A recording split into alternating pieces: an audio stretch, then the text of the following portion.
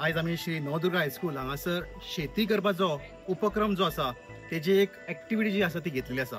म्हणजे भुरग्यांनी शेती कशी करप, म्हणजे नांगरणी पासून नण्णी पासून ती पेरणी पासून तो तरवो काढून तरवो कसो लावप, ही सगळो प्रोसेस जो आसा तो भुरग्यांक कळचो. ताका लागून आम्ही हो आयज उपक्रम जो आसा तो घेतलेलो आसा. म्हणजे आमकां खबर आसा की NEP प्रमाणे भुरग्यांक प्रॅक्टिकल नॉलेज जी आसा ती जाता तितली दिवपाची आसा आणि ताका लागून हो ऑब्जेक्टिव्ह दोळ्या मुखार घेऊन आम्ही ही एक्टिविटी घेतलेली आसा.